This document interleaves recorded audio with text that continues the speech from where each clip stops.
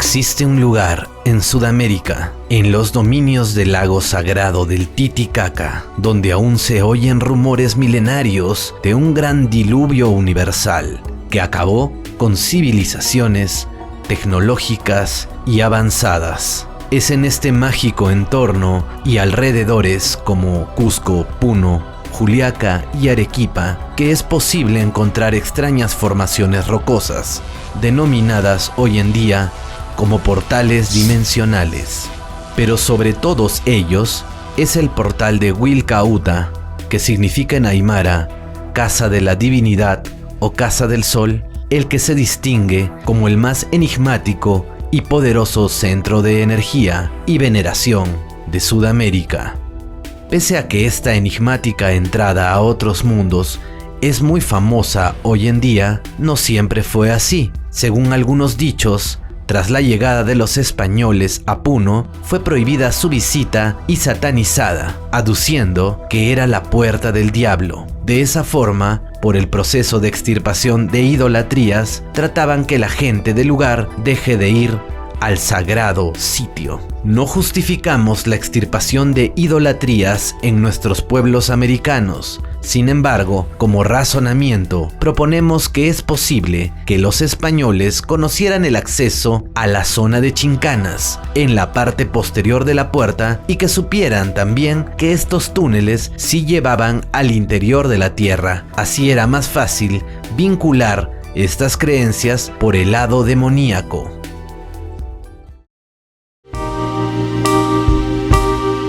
Sobre su origen, podemos rastrear alguna referencia en un escrito de comienzos del siglo XX, donde el periodista Alberto Cuenta Zavala fue quien reveló que esta mística entrada era conocida por los locales como la Puerta del Sol, situada a unos 35 kilómetros de la ciudad de Puno y a unos 3.800 metros sobre el nivel del mar, en medio de verdes campos y emergente entre el bosque de piedras de la ciudad de Juli, se levanta la que es considerada una maravilla única de esta región, el llamado portal de Aramu Muru, o también conocida como Ajayu Marca, la ciudad de los espíritus. Es Altarani, o la puerta de los dioses, una gran roca rosada, perfectamente pulida, que fue esculpida en épocas antiguas en las partes laterales hasta asumir la forma de un enorme portal. Esta estructura se encuentra exactamente en el centro poblado de Muyacontihueco, provincia del Collao, Ilave, Puno, muy cerca al paraje donde se encuentra la cara del Inca o el caballo cansado, a 350 metros hacia el costado derecho de la carretera panamericana. La puerta esculpida en la roca madre posee unas hendiduras en una inmensa roca tallada de remotísimos tiempos, al mismo estilo de las portadas del sol que conocemos en Tiahuanacu, Bolivia, y que hoy aún no podemos interpretar del todo. Ayumarca está labrada desde la base hasta la parte alta en forma de chulpa de grandes dimensiones, como una gran puerta de aproximadamente 7 metros de alto por 7 metros de largo, limitada en ambos lados con dos especies de columnas ovaladas, también talladas en bajo relieve, profundidad en la que puede caber el cuerpo de una persona. En la parte central baja de la gran puerta hay otra pequeña puerta labrada en bajo relieve de aproximadamente 2 metros de alto por 1 metro de ancho y 40 centímetros de profundidad, de forma rectangular, formando 2 cuadrantes, más ancha en la parte alta a más angosta en la parte baja. La diferencia de ambos con una especie de grada vertical. Los pocos estudios arqueológicos realizados hasta el momento no han podido explicar convenientemente cómo se pudo llevar a cabo su construcción, ni cómo sus creadores lograron tal grado de homogeneidad en su superficie, completamente plana, al igual que el tallado de los bordes externos. Otra cuestión que se desconoce es si el bloque fue transportado desde otra zona o se encontraba ya en este punto.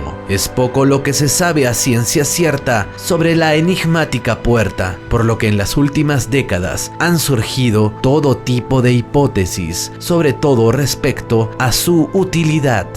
En el centro, en su parte inferior, posee una hendidura del tamaño de una puerta. En ese centro exacto hay otra hendidura del tamaño de un plato. Según leyendas, la puerta más pequeña representa la entrada de las almas mortales, mientras que la entrada más grande y más simétrica representa la entrada utilizada por deidades para acceder a nuestro reino. Se abre en determinadas horas de la noche y se considera lugar de encantamiento. Los esoteristas lo consideran lugar de fuente de energía y su portada un paso a la cuarta dimensión. Los más ancianos chamanes aymaras y algunas tradiciones orales que se transmitían de generación en generación sugieren que siempre fueron los moradores, los guardianes de la sabiduría andina. Solo ellos, quienes custodian la puerta, los que conocen los rituales secretos para ingresar a través de ella a las dimensiones sagradas del Ujupacha y del Hanampacha. Wilcauta, dicen, es una entrada a las tierras de los dioses, y en esa leyenda se decía que en tiempos lejanos grandes héroes habían ido a unirse a sus dioses y pasaron a través de la puerta hacia una vida gloriosa e inmortal. Esos hombres volvieron poco tiempo después, convertidos en dioses, a través de la puerta para inspeccionar todas las tierras en el reino. Los habitantes del lugar dicen que es la entrada al templo de la iluminación de los dioses Merú y cuentan extrañas historias sobre esta puerta, como que algunas tardes se hace semitransparente, dejando entrever una ciudad iluminada. María Solten, matemática holandesa, es célebre por enunciar la hipótesis de que las ciudades incas de Bolivia, Perú y Ecuador se encontraban alineadas de un modo particular. También se interesó por el papel de Aramumuru en esta presunta alineación. En su documentado estudio, esta prestigiosa matemática defiende que ciudades como Cusco, Cajamarca o Tiahuanaco, entre otras, están ubicadas sobre una línea diagonal de 45 grados en el eje norte-sur de la cordillera andina, próxima al Océano Pacífico. Lo que más cuentan los lugareños sobre el portal de Ayumarca es que este se abre ante las personas correctas, caminantes que fueron invitados a franquear sus misterios. Esa entrada, o lo que fuese, sería espiritual, aunque hay relatos de traspasos físicos. Este fenómeno no ocurre siempre, pero cuando sucede, hasta el clima responde con fuertes tormentas, como si invisibles fuerzas de la naturaleza se activaran cuando el traspaso está por ocurrir. No hay una fecha exacta para que esto suceda, pero los más ancianos afirman que los equinoccios y los solsticios son buenos momentos para preguntarle a la puerta, pues Ayumarca también funciona como un oráculo. Según una profecía, la puerta de Aramumuru se abriría algún día. Según dicen, será muchas veces más grande de lo que es actualmente, y los dioses volverán en sus naves solares. En la actualidad, en la puerta se llevan a cabo rituales de todo tipo, y cualquier persona que la visite puede realizar una ceremonia ancestral con la que quizás consiga abrirla. Hay numerosas leyendas sobre desapariciones de personas. La más famosa fue la que ocurrió en la década de los 60, cuando una banda de músicos que tocaba delante de la puerta desapareció sin dejar rastro. Según algunos visitantes de la puerta, si tienes paciencia y colocas tu oído sobre la misma, podrás sentir una música de tambores, probablemente como la de los sicuris. Tal vez sean ellos. Según Ricardo González, contactado peruano, unos pequeños niños del pueblo le contaron que en 1996 un grupo de personas vestidas con túnicas azules y blancas se inclinaban ante la puerta cantando unas palabras extrañas, mantras. Contaban que 3 de ellas hacían el trabajo. Un hombre vestido de blanco al centro como arrodillado, en un momento estuvo de pie y tenía en sus manos una especie de libro que lo leía en voz alta, y los otros 2 acompañantes vestidos de azul en los extremos. Aquel niño comentó además que vio cómo la puerta se abría y de su interior salía algo así como humo y una luz muy brillante, en donde el hombre vestido de blanco ingresó y luego de algunos minutos salió cargando dentro de un saco unos objetos metálicos.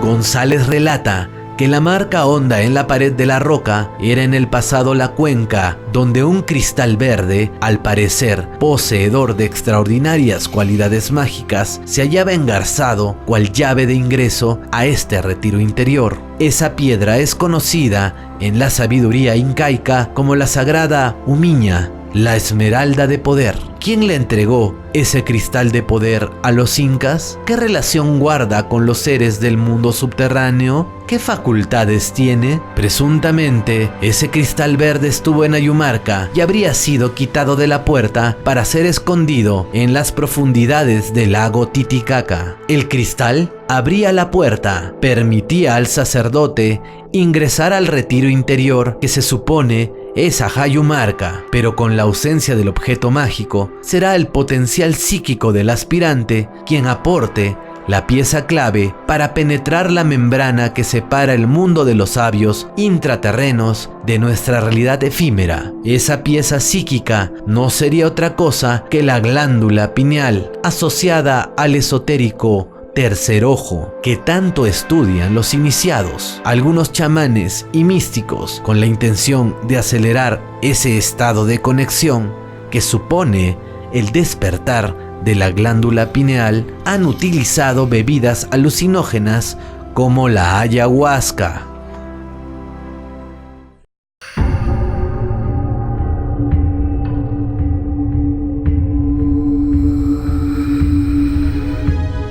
En la segunda mitad del siglo pasado, un hombre de origen aymara, de nombre Jorge Luis Delgado Mamani, había escuchado por largo tiempo los relatos de los chamanes que le describían una misteriosa puerta donde en el pasado se había escondido un poderoso disco solar de oro. Solo él nos podría confirmar o validar los muchos relatos que existen en torno al descubrimiento, difusión internacional y propósito de la Puerta de los Dioses. Nos comenta que una noche comenzó a tener unos sueños extraños que se repitieron durante meses. En ellos se observaba a sí mismo andando por un sendero de mármol que conducía a la puerta sagrada de Wilcauta, misma que desprendía una luz azulada. En sus sueños también distinguía un conjunto rocoso formado por piedras arcillosas rosadas, cuyas formas semejaban animales y personas. Cuenta que el sueño era parte de su subjetividad, ya que se repetía muchas veces. Él sabía que tenía que llegar a la abadía de los 7 rayos, pero al acercarse a un lugar de rocas y de arenisca rosada, algo le impedía encontrar el templo. Fue un día paseando por los alrededores del Titicaca que se fijó en que el conjunto rocoso de Ayumarca era muy similar a las visiones que recordaba. De hecho, las gentes del lugar habían bautizado las rocas con diversos nombres por su parecido con distintos animales o deidades aymaras. A continuación presentamos una entrevista exclusiva con su descubridor. Te comento, el nombre real, o sea, el que se encontró, es Wilcauta, ¿no es cierto? Sí. Que es la casa del sol, casa de la luz, casa de la divinidad, ¿no? Ahora, Aramumuru, el nombre hacia la puerta nace de una entrevista que me hicieron, así como un periodista de Europa llegó y me preguntó, bueno, él estaba igual ocupado con un grupo y me dice, yo espero. Y esperó, estuvo persistente hasta que terminamos llevándolo al sitio, y una de las preguntas que me hizo fue que, ¿qué tipo de experiencias tuviste? Y una de ellas le dije, ¿sabes qué? Algo que me queda muy fresco es la imagen de que alguien pasaba por la puerta. Como cuando tú estás caminando y de pronto notas que por la esquina alguien dio la vuelta. No está, pero sientes que alguien dio la vuelta. Algo así le digo, ¿no? Así me dice interesante. ¿Y quién crees que era? Yo le digo, mira, tal vez ha podido ser Adamo Muro. ¿Y quién es él? Él es el que trae el disco solar de la antigua Lemuria a este continente, y la leyenda dice que retorna hacia a casa a través de una misteriosa puerta en torno al lago Titicaca. Y le digo, no conozco otra puerta, tal vez es esta. Y cuando él publica la entrevista, la publica con el título de El descubrimiento de la misteriosa puerta de Adamo Muro. Otra, que alguna gente comienza a llamarla Hayumarca o Ajayumarca. En realidad es un término que yo acuñé para describir la región de la formación rocosa, porque Ajayu es espíritu, es el alma, y parte de la tradición del altiplano es que hay lugares donde se anclan los ajayus. Entonces, esta es como una ciudad del ajayu, de los ajayus, le digo, ¿no? Es como un Ajayumarca. Y cuando les explico a los amigos de History Channel, a los de alienígenas ancestrales de la compañía Prometheus, ellos toman nota, pero se equivocan al editarlo. En vez de poner Wilcauta, le ponen Ajayumarca. ¿Te das cuenta? De todas maneras, tú sabes que es un lugar que inspira mucho.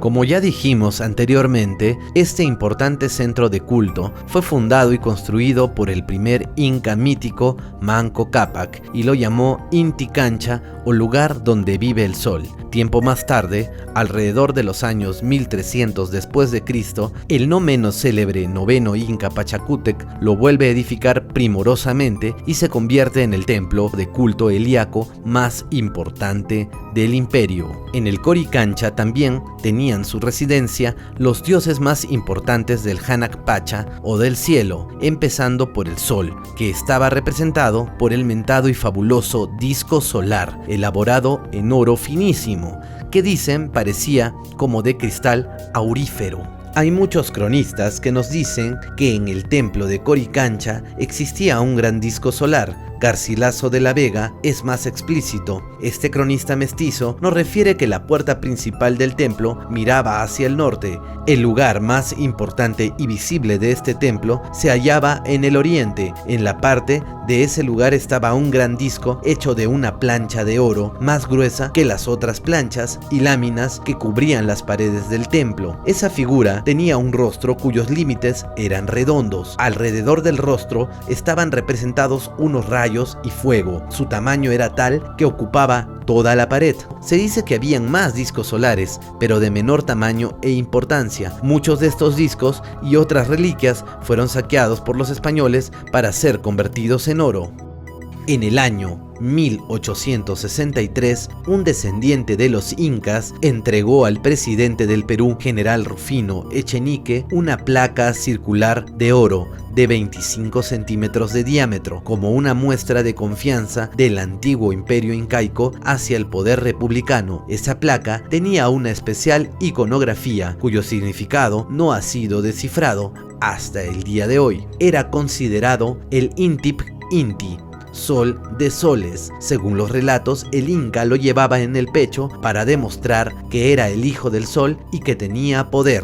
Esa placa denominada luego el disco o el sol de Echenique, había sido ocultado antes de la muerte de Atahualpa. Durante largo tiempo se ignoró su destino hasta que Túpac Amaru II lo portó durante su sublevación. Luego de la muerte de este, también fue ocultado. El presidente Echenique no estuvo a la altura de poseer ese objeto, lo catalogó como una reliquia y acabó por terminar en el Museo American Indian de Estados Unidos. Una réplica se halla en la parte principal del Museo de la Nación del Perú. En el año 1986, la ciudad del Cusco lo adoptó como su escudo en reemplazo de la heráldica española. Por tal motivo, la figura de esta placa es el actual escudo del Cusco. Sin embargo, esta placa no sería el disco solar. Se dice que hubo otra reliquia de oro que cuando era llevada a España, el barco se hundió, perdiéndose en las profundas aguas del océano. El poder del disco solar. Las narraciones de los cronistas nada especial mencionan acerca del disco, excepto su valor sagrado. Sin embargo, las corrientes esotéricas dicen que tal disco no era de oro, sino de un elemento transmutado. Poseía cualidades especiales, entre ellas la de ponerse transparente. Según esas corrientes, el disco no solo era un objeto místico, sino un instrumento tecnológico. Era capaz de curar enfermos, de teletransportar a las personas. Al ser golpeado por los sacerdotes, producía diversas calidades de sonido, capaces de producir variados fenómenos físicos, desde los más sutiles hasta verdaderos terremotos. El disco solar contenía la vibración cósmica creadora. Ese disco en realidad no representaba la imagen del sol de nuestro sistema solar, sino del verdadero sol, el gran sol del universo.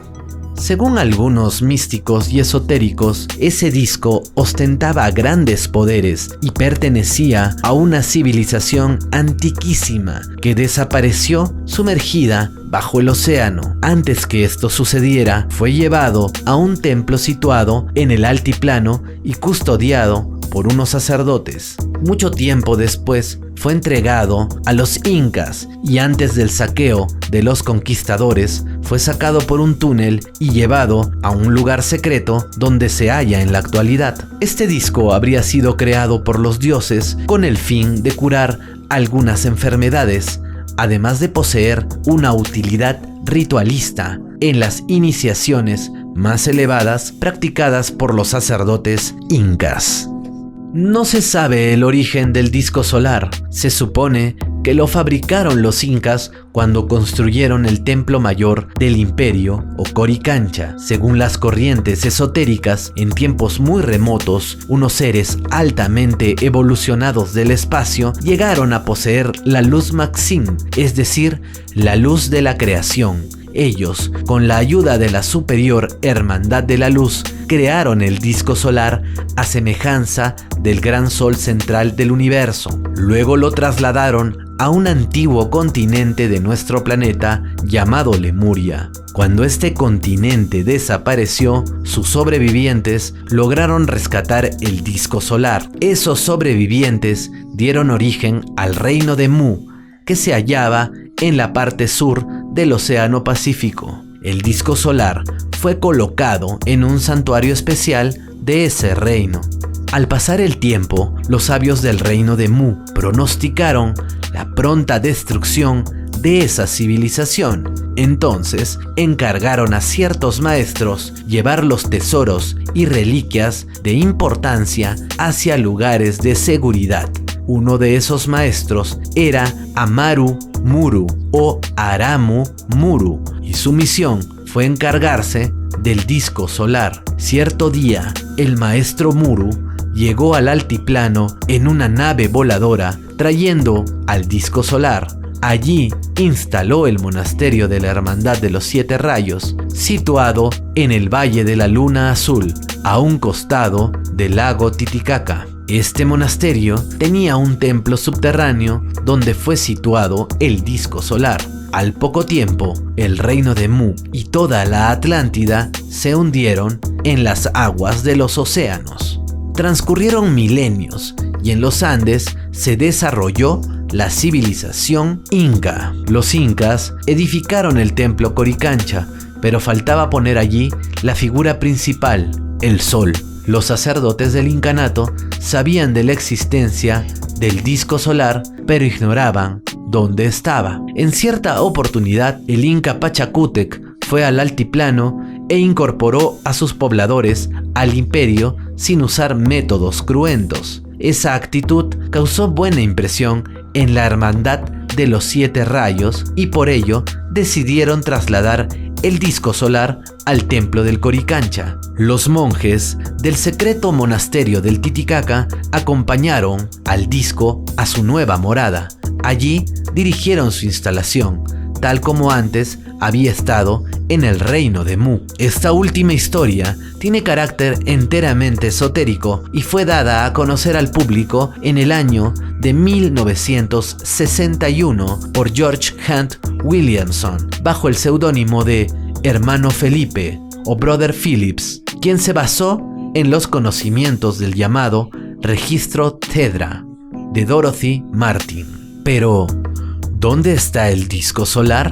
Según estas mismas corrientes, los sacerdotes incas se encargaron del traslado del disco solar antes que llegaran los conquistadores. Una noche, debidamente camuflado, lo sacaron del templo y lo llevaron por el túnel subterráneo que comunicaba Coricancha con Sacsayhuaman. Luego se ignora su destino. Según algunos, fue conducido al altiplano para quedar en poder de la hermandad de los 7 rayos. Allí fue ocultado en cámaras subterráneas. El contactado boliviano Fernando Mostajo Maertens nos dice que en las inmediaciones del lago menor del Titicaca existe el retiro interior del lago o retiro solar.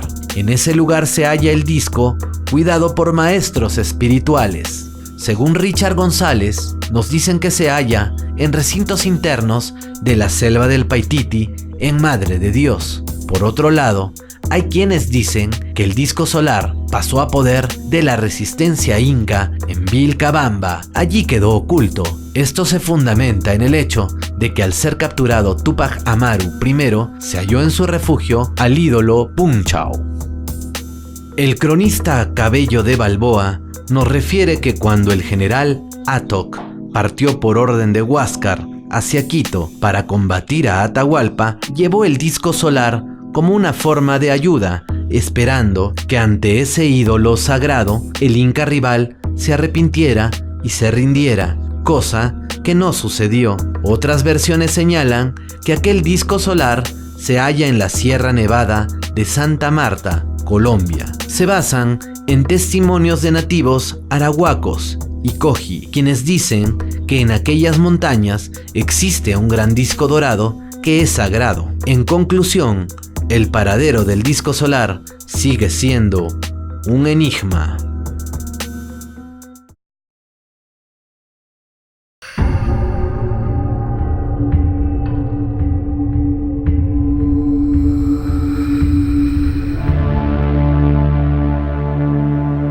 Recapitulando, esta leyenda tiene que ver con que los grandes maestros de Mu sabían que una catástrofe provocaría gigantescas olas que sumergirían por completo su tierra.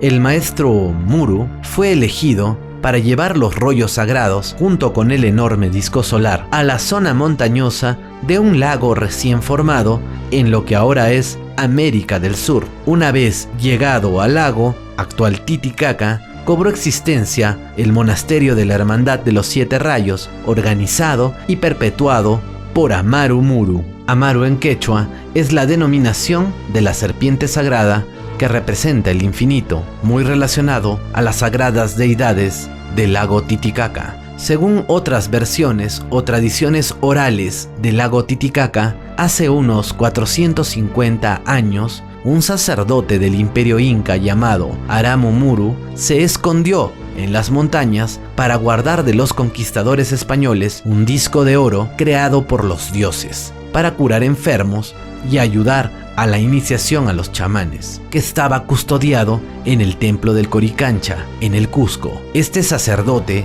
que conocía el poder del misterioso portal, lo atravesó utilizando el disco solar como una llave, llegando al templo de la iluminación de los dioses Merú, entrando en otra dimensión y llevándose consigo el disco de oro para no regresar jamás.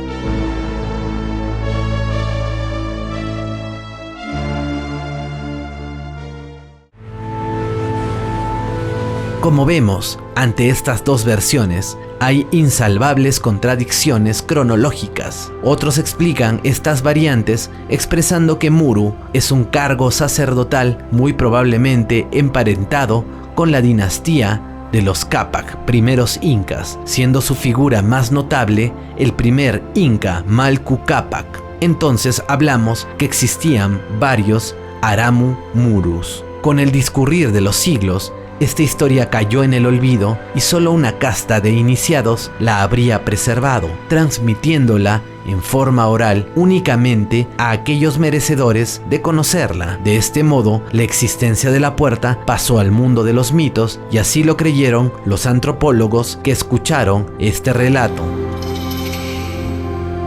El verdadero secreto de los Andes. El secreto de los Andes fue una copia no autorizada de las experiencias de un grupo místico de California que ya había estado en Perú y Bolivia por encargo de la Hermandad Blanca. Su líder, la desaparecida Sister Tedra, habría sido la protagonista y depositaria original de esos extraños conocimientos que Brother Philip desparramaba en su controvertido libro. Dorothy Martin había fundado en Shasta, al norte de California, su asociación Sanat Kumara, con el objeto de preservar los mensajes de sus maestros, que presuntamente conoció en Perú, luego de sobrevivir a un cáncer linfático en su Chicago natal. Se cuenta que permaneció 5 años en los Andes y que con toda la información reunida volvió a los Estados Unidos para continuar su labor bajo el encargo de la oculta Hermandad de los Siete Rayos. Producto de su insólita experiencia, en 1955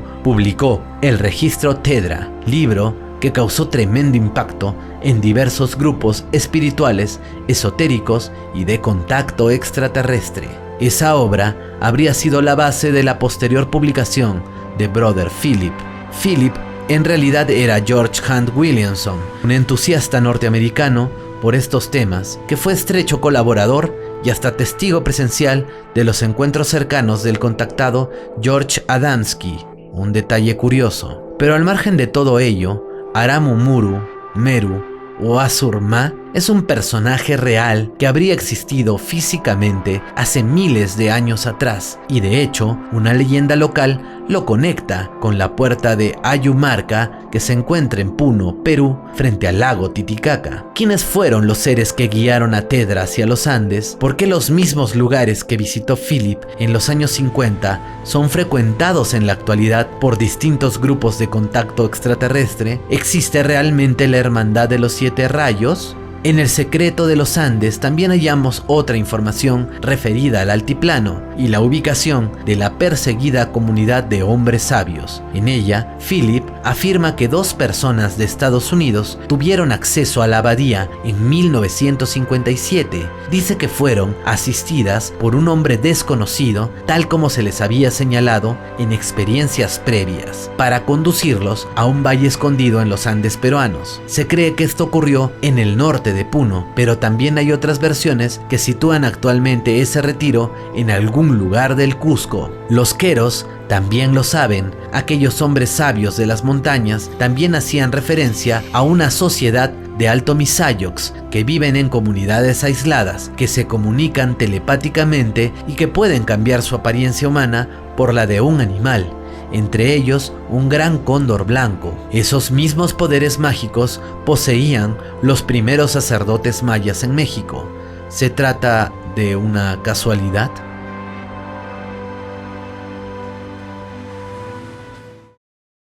Pero todos coinciden en algo. Si hay un lugar donde se debe empezar a buscar, es en el lago Titicaca, ya que allí empezó todo. Ya en 1977, la arqueóloga María Scholten sacudió los cimientos de la arqueología al publicar sus investigaciones sobre la ruta de Huiracocha. En Dicho estudio demostró que diversos puntos arqueológicos de Bolivia y Perú, lugares que las leyendas marcan como zonas de paso del misterioso dios instructor Texi-Huiracocha, estaban magistralmente alineadas con el uso de la geometría, poniendo así sobre el tapete los genuinos conocimientos científicos de las antiguas culturas andinas. Esto resulta inquietante porque lo primero que uno se pregunta es: ¿quién fue Huiracocha? Otro sacerdote salvado de las aguas, como Aramumuru, uno de los presuntos maestres de la Hermandad de los Siete Rayos. ¿Ambos no serán acaso el mismo personaje? ¿Por qué determinados lugares de poder se hallan enlazados por figuras geométricas? ¿Forma esto parte de un gran plan? En Bolivia es bien conocida la disposición de los nevados Illimani, Illampu y Tiahuanaco, todos importantes centros de poder, en un sospechoso y perfecto triángulo. Es importante mencionar que los grupos de contacto de Bolivia han vivido contundentes experiencias en los nevados antes citados, que son además lugares de continua actividad ovni. A esto podría añadirse el enigma del gran tajo rocoso desaguadero que habría sido abierto por el dios Tunupa, asociado también a la figura de Huiracocha en la playa de Chacamarca. Se piensa que el origen del gran tajo rocoso es artificial, una singularidad sospechosa que permite drenar controladamente el lago sagrado y formar otros lagos menores como el Aullagas o Popó. ¿Fue en Ayumarca donde Tedra entró en contacto con los maestros? ¿Por qué tanto Tedra como Philip ni siquiera la mencionan si es que realmente visitaron Puno? ¿Es que acaso no la conocieron?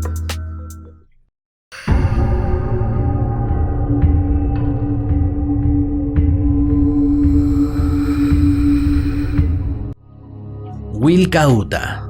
En su base se distingue un pórtico tallado que en realidad es un vano ciego, pues no conduce a ninguna parte. Es lo suficientemente amplio para que quepa un ser humano. Según las tradiciones del pueblo aymara que habita la zona, dicho pórtico es la entrada al mundo de los espíritus. Por supuesto, solo aquellos con la preparación y conocimientos adecuados son merecedores de tal experiencia. Para percibir la poderosa energía que emite Aramumuru, se recomienda tocar con ambas manos los lados interiores del marco de la puerta de piedra, y apoyando la cabeza en una hendidura que hay en esta, se pueden percibir extrañas sensaciones, tales como la visión de fuego, melodías musicales e incluso la visión de túneles que atraviesan la montaña.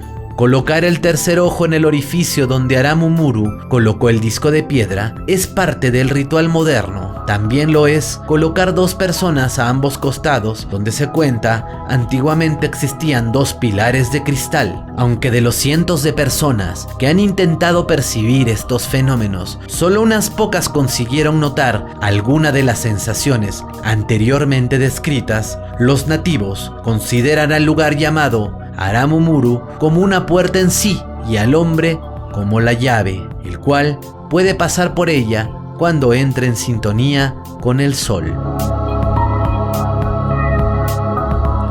Pero los ancianos de los Andes lo saben que esas puertas ciegas, aparentemente muertas o dormidas, pueden ser cruzadas por un peregrino que vea más allá de sus ojos físicos. Probablemente por esa razón, lugares como la puerta de Ayumarca han permanecido ajenos al profano. En todo caso, más allá de las capacidades psíquicas que se pueda necesitar para acceder al misterio de esos lugares, la mención de objetos de poder como el cristal verde o el disco de oro del Coricancha no deja de ser inquietante, pues se trata de algo sólido y concreto, aunque oculto por sus pretendidas facultades sobrenaturales. Ese tipo de objetos han rodeado los relatos de la Atlántida, como el extraño oricalco que citó Platón, o las piedras Tuaoí que sugirió el sensitivo norteamericano Edgar Cayce. ¿Acaso Aramumuru no venía de tierras lejanas que se hundieron? ¿Trajo consigo la tecnología de su mundo olvidado?